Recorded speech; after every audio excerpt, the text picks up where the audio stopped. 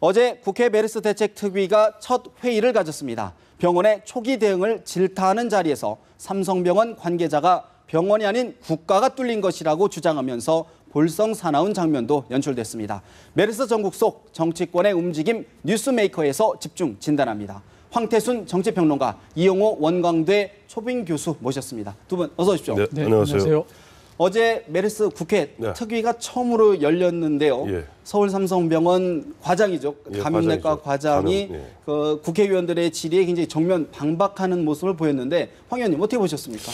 사자성어로 얘기하겠습니다. 네. 방약 무인 오만방자입니다. 네. 물론 뭐 대한민국 정치권이 국민적 신뢰도가 무지하게 떨어져 있죠. 아마 여론조사만 5%도 아마 지지하지 않을 겁니다. 그럼에도 불구하고 대한민국 국회에서 어쨌든 삼성 서울병원에서 한 130명 가까운 전체 감염자 중에 한 55명이 삼성병원에서 나온 거 아니에요. 그런데 마치 책임을 전가하는 듯한, 우리는 최선을 다했는데 마치 국가가 뭐 제대로 안 알려줘서 뚫렸다. 그래서 네. 국가가 뚫렸다. 이런 식으로 표현하는 모습을 보고 아직 한간에는 보면 대한민국이 삼성공화국이다 하는 그런 이야기들 많이 합니다만 네. 어제 그것을 보면서 진짜 약간 좌절감마저 느꼈습니다. 네. 오죽 대한민국 정치권이라든지 국회가 국민적 신뢰가 떨어졌으면 그런 식으로 국가가 뚫렸다는 식으로 오히려 국회의원이 종합병원 과장한테 질타당하는 모습을 보고 네. 좀 어떻게 안타까움이 느꼈고 이런 게 있어요. 지난 6월 7일 일요일입니다. 11시 30분에 당시 송재훈 삼성 서울병원 병원장 나와서 그날 브리핑하지 않았습니까? 네네. 그날도 보면 당초 5월 20일에 1번 환자가 확진이 되었고 그때 이후 14일 동안 아무 일이 없었다.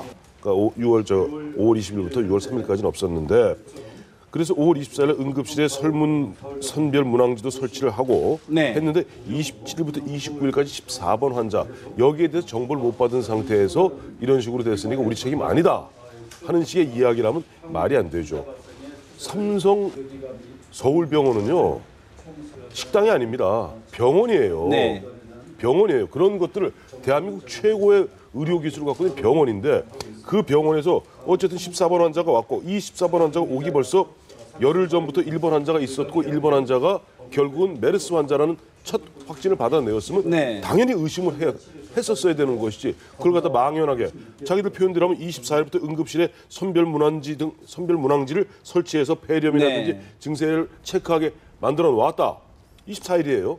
그럼 닷새 후에 보면 나왔으면은 자신들이 뭔가 그 철저하게 방역을 못했으므로 말미암아 55명의 감염자들이 나왔던 죄송한 얘기입니다만은 삼성 서울병원은 슈퍼 감염지가 된 거예요. 네. 그러면 어쨌든 국민의 대표인 국회의원들이 그런 부분을 지적했으면 일단 대국민적으로 죄송하다고 사과를 해야 될 일이지 국가가 구멍이 뚫렸니 이런 어떤 방향 무인하고 그러면 오만방자한 자세는 정말 국민들로 하여금 삼성 서울병원에 대해서 실망케 합니다. 실망케 했다. 이 교수님, 사실 해당 과장의 이야기도 일리가 아주 없지 않습니다. 국가의 어떤 초동 대체라든가 상황 판단이라든가 그런 부분들도 사실 지적하지 않을 수 없는데 삼성병원의 잘못 어디까지 좀 봐야 될까요?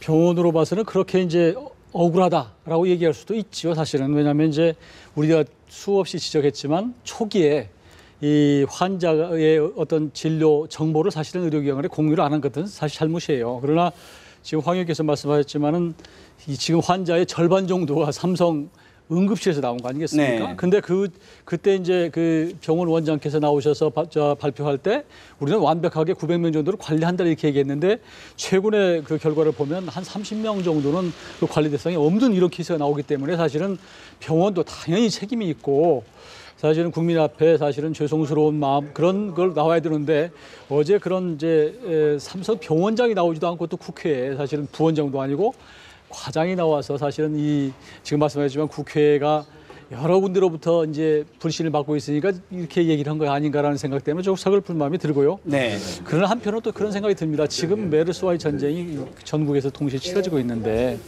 국회가 이제 여야가 합의해서 특위를 만들었는데 특위를 지금 이 전쟁의 장수들을 불러다가 어떻게 했어야 되는가 이런 부분도 한번 생각해볼 필요는 있어요. 왜냐하면 거기에 이제 정부의 관계 부처의 차관들이나 그 외에 이제 질병감염본부의 여러 가지 간부들이나 이런 사람들이 다 현장에 있어야 될 뿐이거든요. 그런데 그분들을 다 불러놓고 사실은 신문에 난 정도를 자꾸 확인하고 이렇게 해서 좀 해프닝성 이런 것들은 한번 국회가 지금 났을 때는 아니구나. 네. 그래서 이게 사안이 다 마무리되고 나서 정말로 뭔가를 우리가 다시 되짚어 볼 때 국회 제도적으로 예산이나 모든 부분을 할 때 이때 이제 특위가 해야 될 일인데 좀 빨리 나서다 보니까 이런 일이 생겼고 또 이제 삼성병원 측도 자기들도 이제 국가가 이게 다 책임지고 해야 될 일인데 우리도 피해자다, 희생자다 이런 마음이 있었던 건데 이게 조금 스스로 감정 관리가 안 된 상태에서 하다 보니까 조금 그런 모습이 보인 것 같습니다. 사실은 어제 특별위원 특위에서 야당 의원들을 중심으로 삼성 아까 말씀 주셨던 뭐 삼성공화국 어떤 뭐 치외법권 지대여서 정부가 좀 뭐 이른바 좀 봐준 것 아니냐 뭐 이런 뉘앙스의 좀 질의도 있었는데 어떻게 보십니까? 사실은 보면 6월 4일 저녁 밤 10시 30분에 박원순 시장이 전격적으로 그 35번 환자 문제를 제기하지 않았더라면은 아마 뭐 짐작이 이건 뭐 추정입니다만은 네. 아직까지도 병원명을 안 밝혔을 가능성도 있어요. 그때 나왔던 얘기가 뭡니까? 이른바 삼성 등 몇몇 병원들하고 보건 당국에 있는 관료들하고 뭐 짬짬이가 있었던 것이 아닌가. 서로 뭐 형님 좋고 뭐 매부 좋고 누이 좋고 매부 좋고 이런 게 있었던 게 네. 아닌가 하는 의혹들이 많았거든요. 그런 판에 어제 보니까 삼성병원에서 그 과장이 나오셔갖고 그런 식으로 이야기하니까 야당 의원들이 감정이 폭발했던 것 같습니다. 그러니까 삼성공화국 얘기 나오고 거기서 당연히 그럼 삼성서울병원 당장 폐쇄해야 되는 거 아니냐. 네. 마침 얼마 전에 대통령께서 병원을 갖다 폐쇄할 수 있는 권한을 갖다가 응급 대응만에 주겠다고 말씀하시지 않았어요. 네. 그러니까 그런 분위기에서는 아니 지금 앞서 이용호 교수께서도 말씀하셨습니다만은 130명 가까운 좀 확진자 중에 거의 절반 가까운 수가 거기서 나왔고 그 중에서도 보면 자신들은 뭐 완벽하게 그걸 갖다가 900명 가량 관리했다고 얘기하고 있습니다만은 빈 구석이 텅텅텅 네. 나오고 있단 말이에요. 그러니까 야당 의원들 입장에서는 이른바 흔한 얘기로 상대방을 격추한다 그러죠. 화나게 하는 거. 네가 그렇게 나와? 그러면 폐쇄하겠어. 물론 폐쇄할 권한, 폐쇄가 더 뭐 의원들이 폐쇄하는 건 네, 아니죠. 네. 그런 어떤 감정 섞인 날선 공방들이 오갔던 그러나 그것을 지켜보는 국민들 입장에서는 어떤 경우든 간에 마음이 편치 않았던 그 어떤 네. 회의였던 것 같습니다. 어쨌든 메르스의 확산세가 확 꺾이지 않다 보니까 국회나 또 의료진 역시 좀 신경이 곤두서 있었던 것 아닌가 그렇게 이제 봐야 될 것 같은데요. 초기에 이제 정부가 말씀하셨지만 이제 공개를 이제 병원명도 전혀 공개를 안 하지 않았습니까? 네. 이제 그러다 보니까 야 이게 뭔가 이제 관계 당국과 뭔가 하여튼 유착이 있는가 이런까지도 사실은 의심이 나왔었거든요. 그런데 우리가 그런 생각을 국민들이 할 수밖에 없는 이유가 큰 사건이 터지고 나중에 보면 그런 게 또 있었단 말이에요. 예를 들면 우리가 세월호 사건 때 보면 나중에 보면 해경과 뭐 이런 것들이 있었고 사실 유관경과 이렇게 있었어요. 또 마찬가지로 지난번 대한항공의 조현아 땅콩 뭐 회항 사건 때도 보면 나중에 보면 국토 항공관리 직원들하고도 뭐가 있었단 말이에요. 네. 그러니까 이번도 보건복지나 혹은 뭐 질병관리본부나 이런 데 같은 계통에 뭔가 그런 것들이 있어서 그런 거 아니라고 하는 의심을 국민들이 할 수밖에 없는 것이죠. 그렇군요.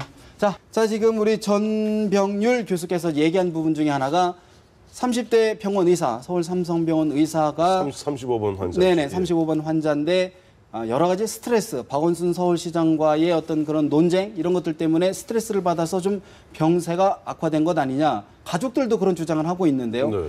정 의원님, 이거 어떻게 보십니까, 황 의원님? 황인데요. 네, 황 의원님 어떻게 보십니까? 예. 아니 근데 저도 그날 좀 걱정되더라고요. 6월 4일 밤 10시 반에 이제 박원순 시장이 이야기를 했고 그 다음 날 6월 5일 그 35번 의사 그분이 하루 종일 모든 방송하고 인터뷰를 했어요. 예, 오전에는 굉장히 감정이 격해 있더라고요. 이분 말씀이 뭐냐니까 사실 박원순 시장 이야기대로면 나는 천하의 제일 몹쓸 의사가 되는 것이다. 이른바 파렴치한 의사가 되는 것이다. 네. 그래서 거의 뭐 절규하듯이 자기 입장을 이야기하고 그렇지 않다는 얘기를 했는데 오전 할 때하고 오후에 할 때하고 이제 방송마다 모든 방송 다 인터뷰를 했으니까요. 또 모든 방송 아마 거의 모든 프로에서 다 나왔을 겁니다. 오후 할 때 보니 계속 기침을 하더라고요. 예. 그러니까 아이고 저분이 아까 우리 전 교수님도 그 말씀했습니다만은 어쨌든 환자의 경우는 절대 안정이 필요한데 본인이 극도로 스트레스를 받은 상태에서 좀 전화 인터뷰를 통해서 그 앵커들하고 일문일답하면서 본인이 박원순 시장에 대해서 막 격한 공격도 서슴지 않는 가운데 아마 그 심정적으로 굉장히 불안했을 것이고 예, 그러다 예, 보니까 앞서 우리 정 교수도 그 가능성을 말씀하셨습니다만은 실제 그런 어떤 안정하지 못하는 그런 상황 속에서 병세가 악화되었을 개연성은 있다. 없지 않아 있지 않게 뭐 저도 뭐 아니 근데 좀 그런 부분들이 이제 상식적으로 말씀드리는 박원순 거죠. 서울시장의 어떤 정치적인 행보 이런 부분에 좀 여파를 좀 미칠까요? 이 교수님 어떻게 보십니까?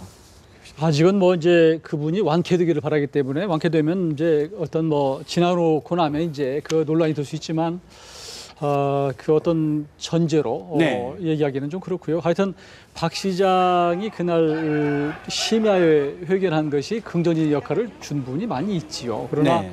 지금 그런 그 담당 의사가 그 대상이 됐던 의사가 결과적으로는 지금 굉장히 중한 상태에 빠져 있는 이런 상태이기 때문에 그 지금 돌이켜 보면 당시에 박 시장께서 충분히 당사자의 그 의사를 확인을 하는 과정을 거쳐야 된다는 게 맞는 것 같아요. 그러니까 그때만 해도 서울시에서는 이제 역학조사, 보건복지부 역학조사관의 어떤 기록을 보고했다고 하는 것인데 그럼에도 불구하고 어떤 당사자의 인권이나 이런 것을 충분히 감안했다면 통화라도 한번 시도해왔으면 하는 아쉬움이 있습니다. 근데 요즘에 또 한 가지 최근에 보면 엊그저께 지금 요즘에 어저께 오늘 나오는 것들이 이제 뭐 천재 소녀 네네. 얘기 나오지 않습니까? 네. 사실 언론에서 그것도 나와가지고 나중에 결국 팩트를 확인하지 않고 보도한 것 때문에 그런 거거든요. 그러니까 네. 어떤 공직자나 혹은 뭐 언론이나 이런 사람들이 늘 어떤 마지막까지 확인하는 네. 절차를 좀 가졌으면 좋겠고 그런 윤리를 좀 가졌으면 좋겠고 이제 저는 또 한 가지 느끼는 것이 이 삼성의 의사가 저렇게 중태에 빠지는 걸 보고